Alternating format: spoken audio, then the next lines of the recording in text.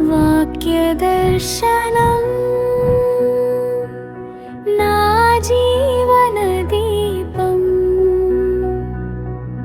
చీకటి మార్గంలో వెలుగు రూపం. వాక్యదర్శనం నా జీవన దీపం, చీకటి మార్గంలో వెలుగు రూపం. కలుగును గాక. హల్లెలూయా. ఈ దినము దేవుడు మనతో మాట్లాడుతున్న అంశం ఏంటంటే, దేవుని రాజ్యమునకు పాత్రులు ఎవరు, అపాత్రులు ఎవరు? దేవుని రాజ్యమునకు పాత్రులు ఎవరు, అపాత్రులు ఎవరు? అనగా దేవుని రాజ్యము చేరుటకు అర్హత సంపాదించుకున్న వారెవరు, అర్హత లేని వారెవరు? ఏమండి, వీరందరూ కూడా, ఈ రెండు గ్రూపులు కూడా విశ్వాసులే. విశ్వాసులు కాని వారికి పాత్రులు ఎవరైనా మాట వర్తించదు. విశ్వాసులైన వారికి మాత్రమే, దేవుని పిల్లలైన వారికి మాత్రమే ఇందులో రెండు గుంపులు ఉంటాయి. దేవుని పిల్లలైన వారిలో రెండు గుంపులు ఉంటాయి. ఒకటి వాక్యానుసారంగా జీవించేవారు, రెండు లోకానుసారంగా శరీరానుసారంగా జీవించేవారు. ఆత్మానుసారంగా జీవించేవారు, శరీరానుసారంగా జీవించేవారు. వాక్యాన్ని బట్టి ఆనందించి వాక్యంను మనసులో పెట్టుకుని వాక్య ప్రకారం ప్రవర్తించేవారు. కానీ వీరెవరంటే దేవుని రాజ్యానికి పాత్రులైన వారు వాక్యమును బట్టి ఆనందిస్తారు, ఆరాధన బట్టి ఆనందిస్తారు, దేవుని బట్టి ఆనందిస్తారు, దేవుని కార్యమును బట్టి సంతోషిస్తారు. వారు ఎల్లప్పుడూ దేవునితో సహవాసం కలిగి ఉండాలనుకుంటారు, దైవజనులతో సహవాసం కలిగి ఉంటారు. దేవుని సహవాసాన్ని ఎన్ని కష్టాలు వచ్చినా, ఎన్ని నష్టాలు వచ్చినా, ఎన్ని నిందలు వచ్చినా విడిచిపెట్టరు. వీరు దేవుని రాజ్యానికి పాత్రులు. ఆమేన్. దేవుని రాజ్యానికి అపాత్రులైన వారు ఎవరంటే, దేవుని సంధికి ఆదివారం వస్తారు, కొంతమంది శుక్రవారం ఉపవాసం ఉంటారు, కొంతమంది కానుకలు ఇస్తారు, కొంతమంది దేవుని పరిచర్య చేస్తారు, కానీ వాక్యాన్ని మనసులో పెట్టుకుని దాని ప్రకారంగా ప్రవర్తించరు. ఆమేన్. విని విడిచిపెడతారు. ఎవడు చేయగలడు ఈ క్రియలు, ఈ కార్యాలు? ఎవడు వినగలడు ఇంత కఠినమైన మాటలు? ఎవరు మన హృదయాన్ని సరిచేసుకుని మనం జీవించగలమటువంటి ప్రశ్నలతో వారి ఆత్మీయ జీవితాన్ని పాడు చేసుకుంటారు. వీరు దేవుని రాజ్యానికి అపాత్రులు. మనం దేవుని రాజ్యానికి పాత్రులుగా, వారసులుగా, హక్కుతత్వం కలిగిన వారుగా, అర్హత కలిగిన వారుగా ఉన్నామా?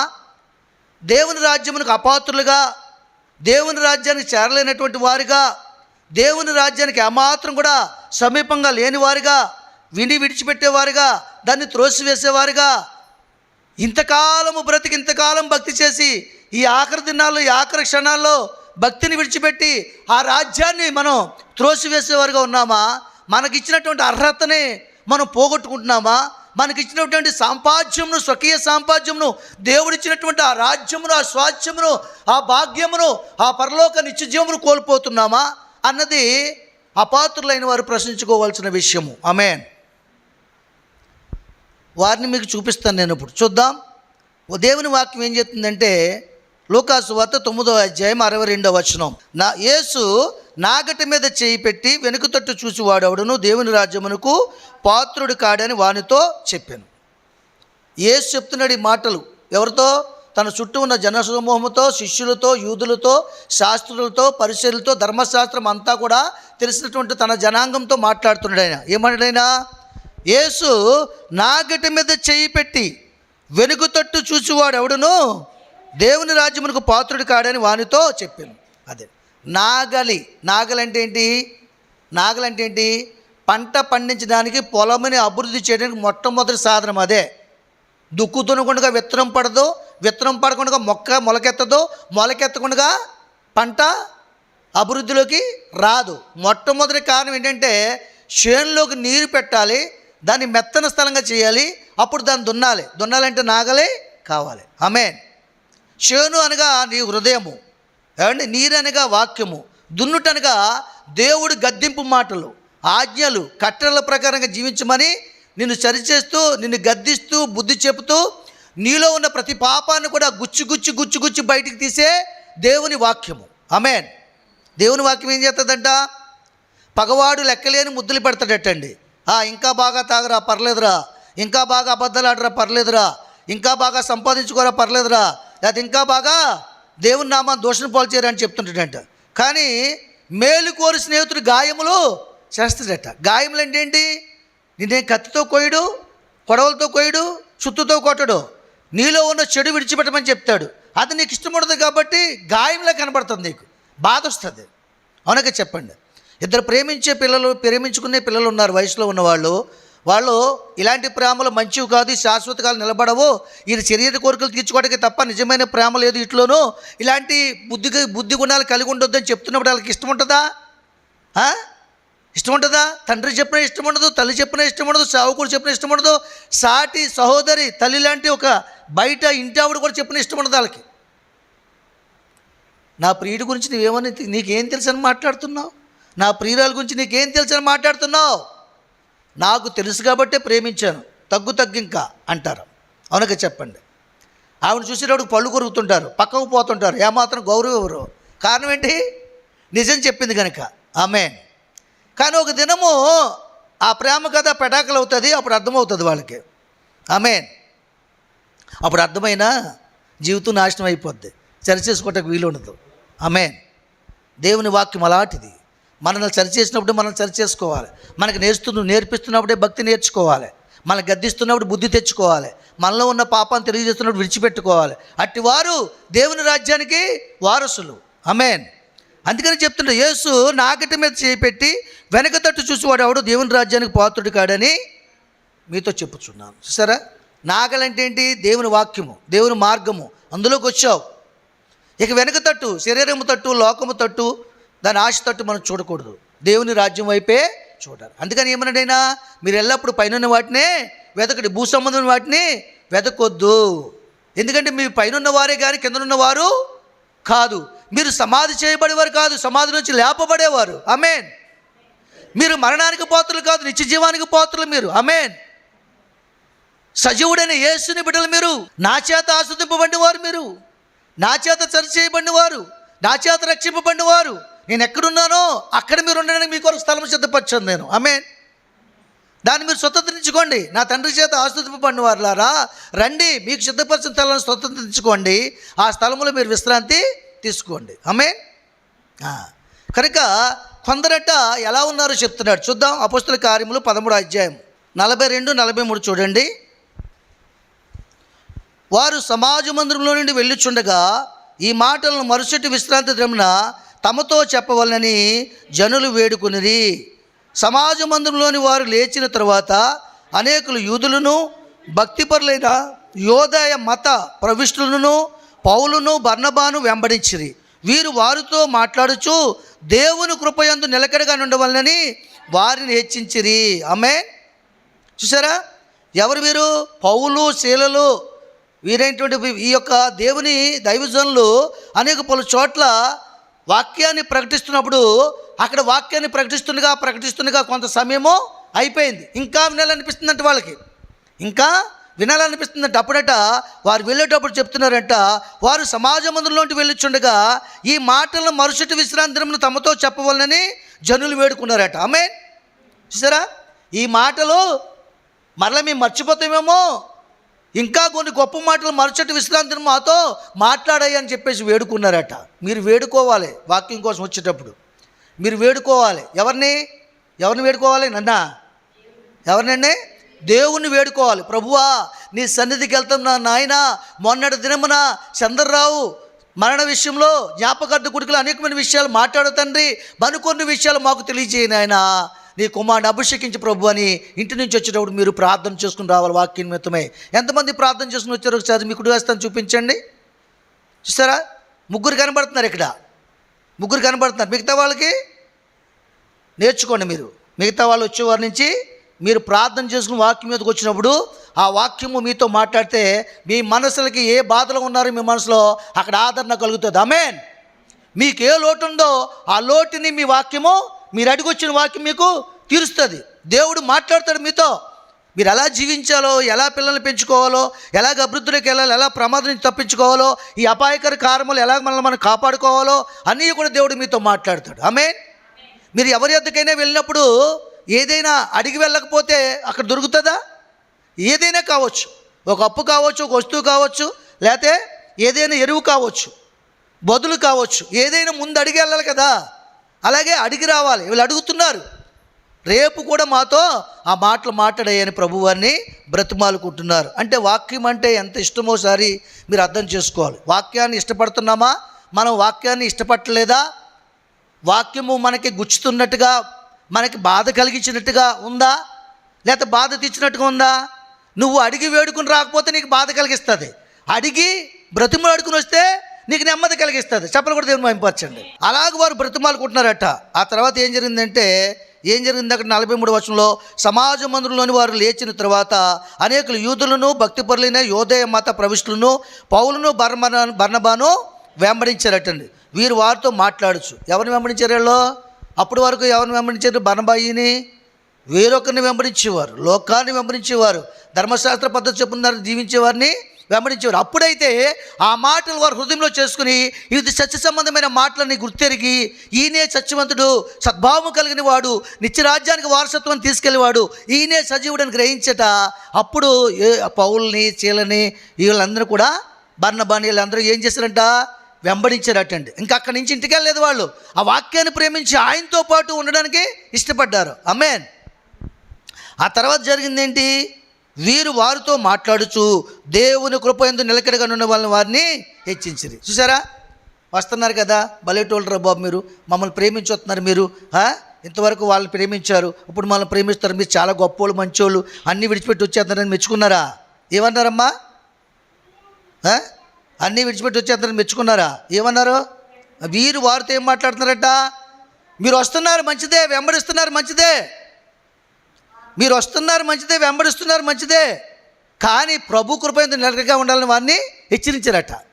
చూసారా? మరి మీరు వస్తున్నారు మంచిదే, ప్రభు కృపయందు నిలకడగా ఉండాలి. ప్రభు కృప అంటే ఏంటి తెలుసా?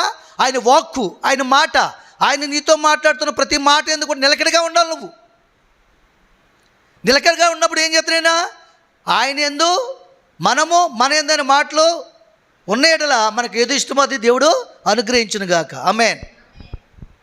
కాబట్టి వారిని ఏం చేస్తున్నారు? హెచ్చరిస్తున్నారట. చూసారా? ఫోన్లే, ఇంతవరకు దేవుని తెలియని వారు తెలుసుకున్నారు, మా కూడా వస్తున్నారు, మాతో సహవాసం కలిగి ఉన్నారు, మీకు బిర్యానీ కావాలా, చికెన్ కావాలని అడుగుతున్నారా? మీరైతే వస్తే వస్తున్నారు, కానీ రావడం మంచిదే, కానీ ప్రభు కృపయందు నిలకడగా ఉండాలి. ఇటు అటు జారిపోకూడదు. ఇప్పుడే నిర్ణయం తీసుకోండి, ఇప్పుడే నిర్ణయించుకోండి అని చెప్పేసి వారిని హెచ్చరిస్తున్నారట. ఆమేన్. ఏమండి, ఏమని హెచ్చరిస్తున్నారండి సారమ్మ గారు? ఏమని హెచ్చరిస్తున్నారు వారిని? ఎవరెవరు హెచ్చరిస్తున్నారు? ఎవరిని హెచ్చరిస్తున్నారు? ఏమని హెచ్చరిస్తున్నారు? ఇక్కడ ఉన్న వాళ్ళు మాత్రం వాక్యం వినాలి. అర్థమవుతుందండి? మీరు మనసులో ఎక్కడో పెట్టుకుని వస్తే ఇక్కడ వచ్చినా కానీ ప్రయోజనం లేదు. ఆమేన్. కాబట్టి ఇప్పుడు అదే కదా చెప్తున్నాడు దేవుడు. ఏం చెప్తున్నాడు మనతో? మీరు వచ్చిన వారు వచ్చిన దానికి న్యాయము చేయండి, నిలకడగా మీ మనసుల్ని నిలపండి. ఆమేన్. కనుక దేవుని యొక్క సన్నిధానంలో ఏం చెప్తున్నాడైనా హెచ్చరిస్తున్నాడు. దేవుని కృపయందు నిలకడగా ఉండవాలని వారిని హెచ్చరించిరి. ఆమేన్. చూసారా? వాళ్ళు ఏం చేస్తున్నారు? దేవుని మాటల్ని మచ్చటి రోజు కూడా చెప్పమని వేడుకుంటున్నారండి. ఆమేన్. చూడండి, ఇంకొక విషయాన్ని చూపిస్తాను మీకు నేను. అదే అపోస్తల కార్యములు 47-48. ఏలయనగా నువ్వు భూదిగంతముల వరకు రక్షణార్థంగా ఉండినట్లు నిన్ను అన్యజనులకు వెలుగుగా ఉంచున్నానని ప్రభువు మాకు ఆజ్ఞాపించిననిది. అన్యజనుల మాట విని సంతోషించి దేవుని వాక్యమును మహిమపరిచిరి, మరియు నిత్య జీవానికి నిర్ణయింపబడిన వారందరూ విశ్వసించిరి. ప్రభు వాక్యము ఆ ప్రదేశమందంతటా వ్యాపించును. కానీ యూదులు, భక్తి మర్యాద గల స్త్రీలు ఆ పట్టణపు ప్రముఖులను రేపి పౌలుకు బర్నబాకు హింస కలుగు చేసి వారిని తమ ప్రాంతం నుండి వెళ్ళగొట్టిరి. వీరు తమ పాద ధూళిని వారి తట్టు దులిపివేసి ఇకొనియకు వచ్చిరి. అయితే శిష్యులు ఆనందభరితులై పరిశుద్ధాత్మతో నిండిన వారైరి. ఆమేన్. చూసారా? ఇక్కడ ఏం జరుగుతుంది? వారు భూదగంతముల వరకు దేవుడు మమ్మల్ని ఒక రక్షణార్థంగా ఉంచాడు. మమ్మల్ని బట్టి మీరు తెలుసుకోవాలి రక్షణ జీవితాన్ని. మీకు వాక్యాన్ని ప్రకటించి రక్షణ మార్గం నడిపించడానికి మాత్రం మమ్మల్ని నిలబెట్టాడు తప్ప మా కొరకు కానే కాదు. మీ కొరకు దేవుడు మమ్మల్ని నిలబెట్టాడు. నన్ను ఎవరు నిలబెట్టారు ఇక్కడ? మీరే దేవుడా? మీ కొరకు దేవుడు నన్ను నిలవబెట్టి దేవుడే నాలో ఉండి మాట్లాడుతున్నాడని సత్యాన్ని మీరు గ్రహించినప్పుడే వాక్యం మీ హృదయంలో పనిచేస్తుంది. అప్పుడు దేవుని వాక్యాన్ని ప్రేమిస్తారు, దేవుడిని ప్రేమిస్తారు, నన్ను కూడా ప్రేమిస్తారు. నన్ను ద్వేషించేవారు మీరు దేవుని వాక్యాన్ని ప్రేమించలేరు. మా దైవజనుడు మమ్మల్ని గద్దించేస్తాడు, బుద్ధి చెప్పేస్తాడు, కూర్చోనివాడు, పొడి చేస్తాడు. ఎవడు పొడుతాడు? నేను పొడి తప్పుకుంటారు, కొనుమట్టుకొచ్చి పొడి తప్పుకుంటారా? వాక్యం పొడుతుంది. ఒకడు గాయం కలిగి ఉన్న ఆ గాయము పైన పొందేసి కడితే ఆ గాయం పోతుందా? పోదు. ఆ గాయంలో ఉన్న కుళ్ళు తీసి పొడిచి కత్తెట్టి తీసి ఆ గాయంలో మందేస్తే మరెన్నడో గాయము కలగదు. ఆమేన్. ఇది మనందరికీ తెలుసు డాక్టర్ విషయంలో. కాబట్టి అలాగనుకున్నవారు ఎవరు? దేవుని వాక్యమును ప్రేమించలేని వారు, దేవుని ప్రేమించలేని వారు దైవజనుని కూడా ప్రేమించలేరు. ఆమేన్. ఇప్పుడు నేనున్నాను, మిమ్మల్ని ప్రేమించే మనసు నాకు లేకపోతే దేవుడిని ఏం ప్రేమించగలను? నేను చూచుచున్న నీ బిడ్డల్ని, సహోదరులని, నీ అన్నదమ్ముల్ని ప్రేమించకపోతే చూడలేని దేవుడిని నువ్వు ప్రేమించగలవని వాక్యం చెప్తుంది మనకి. ఆమేన్. కనుక ఏం చెప్తుంది అక్కడ? భూదిగంతం వరకు కూడా రక్షణార్థంగా ఉండినట్లు నిన్ను అన్యజనులకు వెలుగుగా ఉంచునని ప్రభు మాకు ఆజ్ఞాపించాడు. ఎవరు ఆజ్ఞాపించారు మాకు? మీరు మమ్మల్ని ఏమైనా సేవ చేయమన్నారా? లేదే. ప్రభు మాకు ఆజ్ఞాపించాడు. కాబట్టి వైజాగ్ నుంచి ఇక్కడికి వచ్చి 12 ఏళ్ళు ఆదివారం వచ్చి ఒక ఆదివారం ఆరాధన రావడానికి మీకు అంత కష్టమైపోతే 12 సంవత్సరాలు ఒక ఆదివారం కూడా ఆకుండానే వచ్చాను. మీ అందరూ తెలుసా తెలీదా? మీరు మౌనంగా ఉంటే నా అబద్ధం చెప్తున్నట్టు లెక్క వీడియోలో. తెలుసా తెలీదా మీకు? పొద్దుట ఆ శనివారం నైట్ బయలుదేరి వచ్చి ఆదివారం సండే స్కూల్ ఆరాధన చూసుకుని మళ్ళీ మధ్యాహ్నం 3 గంటల ప్రయాణమే వెళ్ళిపోయేవాళ్ళం. మీకు తెలుసా తెలీదా? నోరిప్పటి కనీసం తెలుసా తెలీదా? తెలుసు. మరి మాకెంత కష్టం? కానీ మాకు కష్టం కాదు అది. ఎందుకంటే మేము దేవుని ప్రేమిస్తున్నాం కాబట్టి. మీకైనా సరే ఆరాధన రావడం కష్టమేం కాదు. ఎంత కష్టపడినా ఆరాధనకు వచ్చేయచ్చు దేవుని ప్రేమించే మనసు ఉంటే. ఆమేన్. అది అలవాటు చేసుకోవాలి.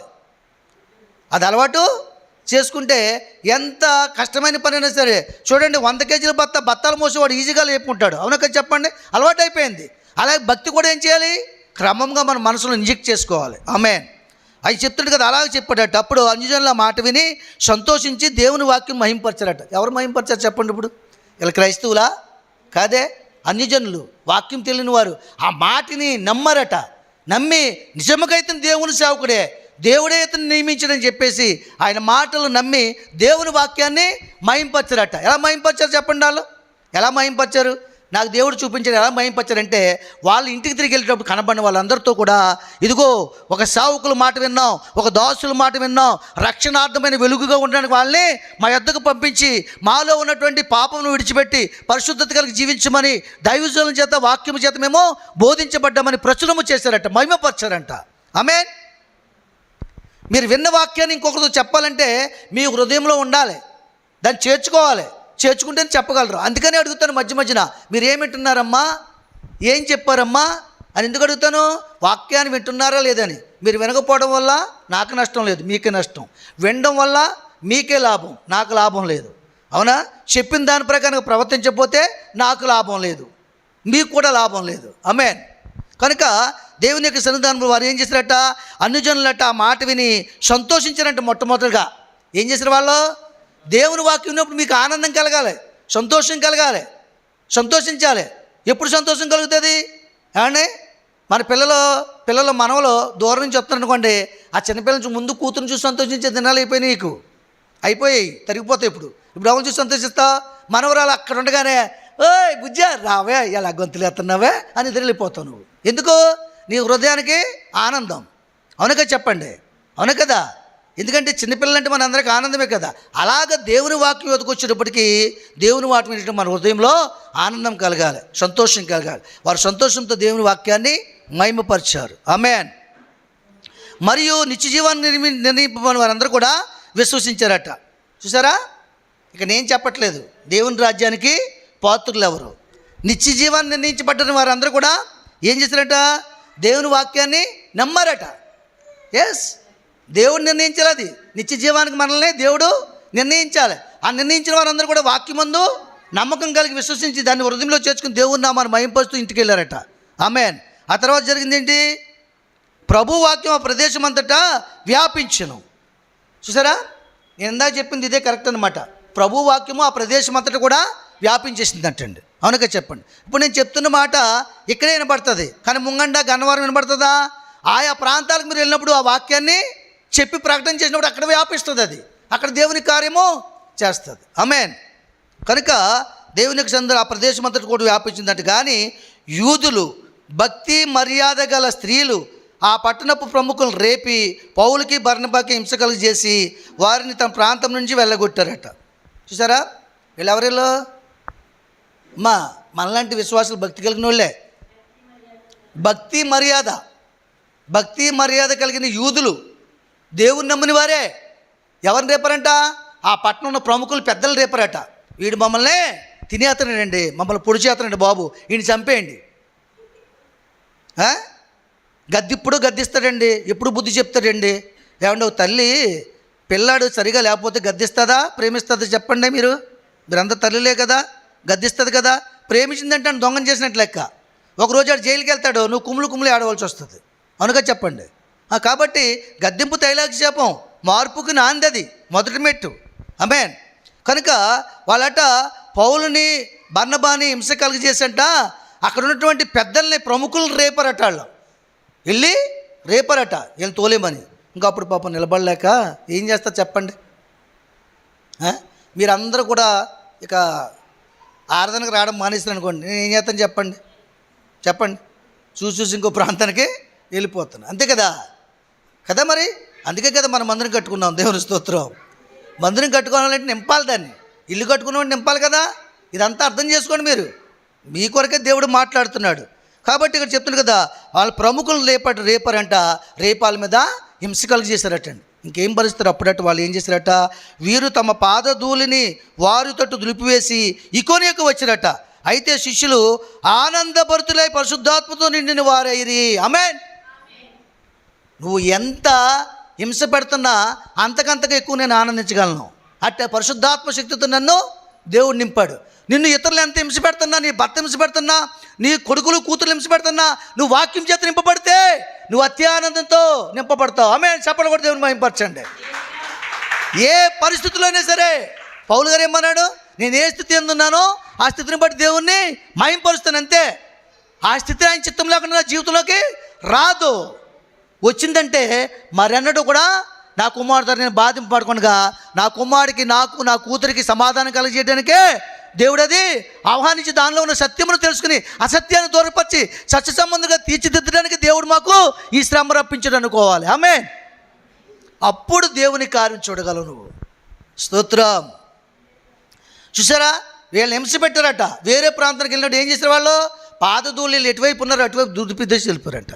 ఇంకా వాళ్ళ జీవితాల్లో వాక్యానికి చోటు లేదు. కానీ వీరికి మాత్రం ఏం చేశాడు దేవుడు?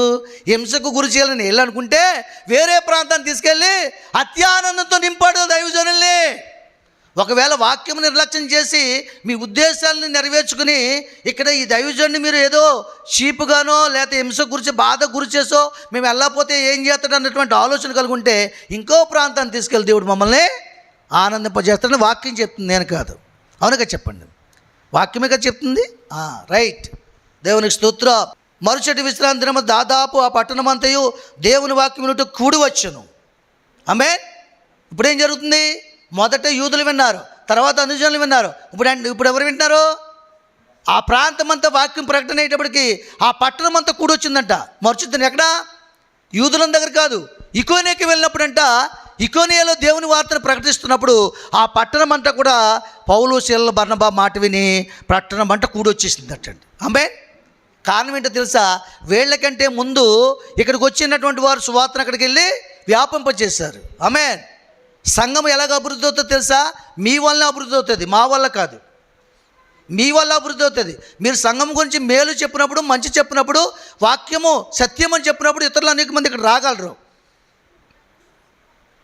దైవజనుని కించపరిచి దేవుని వాక్యాన్ని నిరర్ధకం చేసి గద్దింపుని నిర్లక్ష్యం చేసి అక్కడ ఇలాగంటారు అలాగంటారు అన్నారని ఎవరు వస్తారు? ఎవరు రారు. ఆమేన్. కాబట్టి సంఘమును ప్రోత్సహించాలన్నా బలపరచాలన్నా అది మీ వల్లే అదుగుతుంది. ఆమేన్. కనుక అక్కడ ఏం చెప్తున్నాడు? దేవుని వాక్యం కూడి వచ్చును. ఏమంటే యూదులు జనసమూహం చూసి మత్సరంతో నిండుకుని దూషించు పౌలు చెప్పిన వాటికి అడ్డము చెప్పారట. చూసారా? జనసమూహం అంతా అనుజనులందరూ వచ్చి ఆ ప్రదేశం అంతా వచ్చి దేవుని వాక్యం వినడానికి మరొకసారి చెప్పమని బ్రతిమాలుకుంటూ దేవుని వాక్యం ఆనందిస్తూ సంతోషిస్తూ ఉన్నప్పుడంట ఇక్కడ యూదులు ఏం చేశారు? పిల్లల్ని కంట్రోల్ చేయండి. ఇక్కడ యూదులు ఏం చేశారు? ఏం చేస్తున్నారు వాళ్ళు? అప్పుడు ఏమ్మా చదవండి అది. యూదులు జనసమూహములు చూసి మత్సరముతో నిండుకొని దూషించుచు పౌలు చెప్పిన వాటికి అడ్డము చెప్పిరి. అప్పుడు పౌలుయు బర్నబాయు ధైర్యంగా ఇట్లనిరి, దేవుని వాక్యం మొదట మీకు చెప్పుట ఆవశ్యకమే, అయినను మీరు దాన్ని త్రోసివేసి మిమ్మల్ని మీరే నిత్యజీవానికి అపాత్రులుగా ఎంచుకున్నారు గనుక ఇదిగో మేము అనుజనుల యొద్దకు వెళ్ళుచున్నాం. ఆమేన్. చూసారా, జనసమూహం అంతా వాక్యం ఏంటంటే అసూయ వచ్చేసిందంటే వీళ్ళకి. మేము యూదులమై ఉండి మేము వినడానికి కూడా స్థలం లేదు, మేము కూర్చోడానికి కూడా స్థలం లేదు, అనేక మంది వచ్చి దేవుని వాక్యాన్ని వింటారా అని చెప్పేసి పౌలకి శీలకి ఏం చేస్తున్నారు, వాళ్ళు అక్కడ గద్దిస్తున్నారు, అడ్డం చెప్తున్నారంట. వాక్యం చెప్పగా అబ్బే నువ్వన్నీ గద్దింపులే చెప్తావు, ప్రతిరోజు ఆరాధనకు వచ్చేయమంటావు, మాకు ఎవడెడతాడు, నువ్వు పెడతావా, మా బాధలు నువ్వు తీరుతావా, ఆపే, లేకపోతే ప్రముఖులను రేపుతాం, పెద్దలను రేపుతాం, ఎస్ఐ గారికి వెళ్ళి కంప్లైంట్ ఇస్తాం, ఆపే అని చెప్పి గద్దిస్తున్నారు వాళ్ళు. అది కదా చెప్తున్నారు ఇక్కడ. అడ్డగించారు కదా. ఎవరు అడ్డగించారు? అనుజనులు కాదు, అనుజనులు ప్రేమించి వాక్యాన్ని ఎత్తుకున్నారు, దేవుని వాక్యాన్ని మహింపరిచారు, అనేక మంది కూడొచ్చారు, వ్యాపింపచేశారు, ప్రకటన చేశారు. ఆ ప్రదేశం అంతటా దేవుని వాక్యము వినడానికి జనులు తండోపతండాలు కూడొచ్చారు. వీళ్ళకి ఏమొచ్చింది? అసూయ వచ్చింది. అసూయ వచ్చి పౌలుని శీలని వాక్యం చెప్పొద్దని అడ్డగించేస్తున్నారటండి. అప్పుడు చెప్తున్నారు వారు, ఏం చెప్తున్నారు, ప్రభు వాక్యము దేవుని వాక్యం మొదట మీకు చెప్పుట ఆవశ్యకమే. చూసారా, మీ నిజానికి దేవుని వాక్యం మొదట మీకే చెప్పాలి, మీకే గద్దించాలి, మీకే వివరించాలి. కానీ ఏం చెప్తుండ్రు అక్కడ?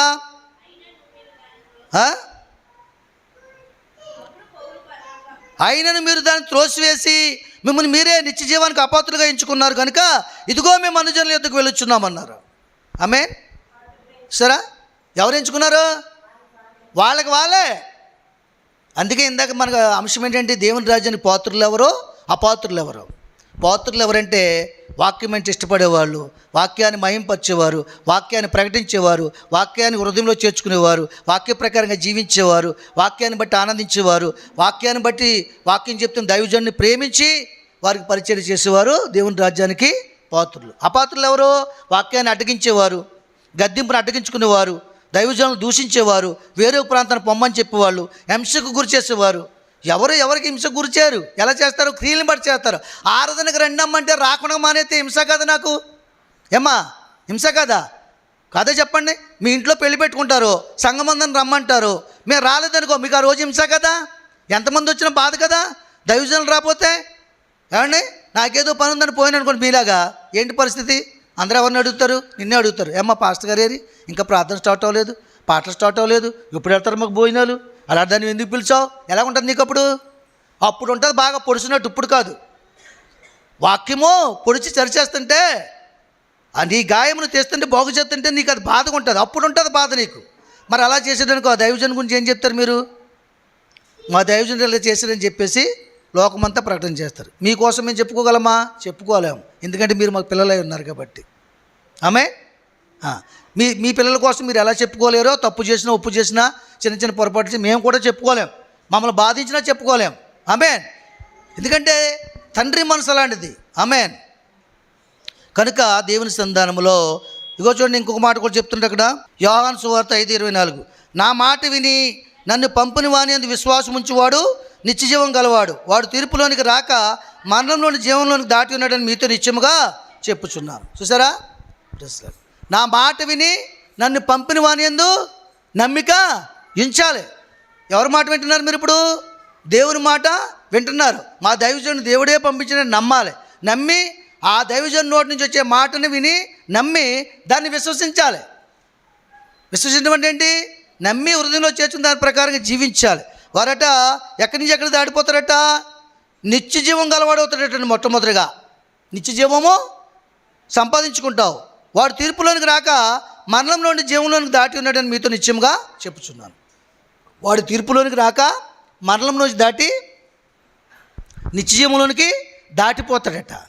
ఆమేన్. కాబట్టి ఆయన మాట వినాలి మనం. ఆయన మాట మన బ్రతుకులు మారుస్తుంది. ఆయన మాట మన జీవితాల బాధల్ని తీసివేస్తుంది. ఆయన మాట నిత్యరాజ్యానికి చేరుస్తుంది. కాబట్టి దేవుని రాజ్యానికి అపాత్రులుగా ఉంటున్నామా, పాత్రులుగా ఉంటున్నామా? వాక్యాన్ని ఎలా ప్రేమించారు? ఈరోజు వాక్యం ఎవరు అడ్డగిస్తున్నారు? ఈరోజు వాక్యాన్ని ఎవరు అడ్డగిస్తున్నారు? దేవుని పిల్లలైన వారే వాక్యం సువార్త ప్రకటించుకుంటూ అడ్డుబండ్లుగా ఉన్నారు. ఆమేన్.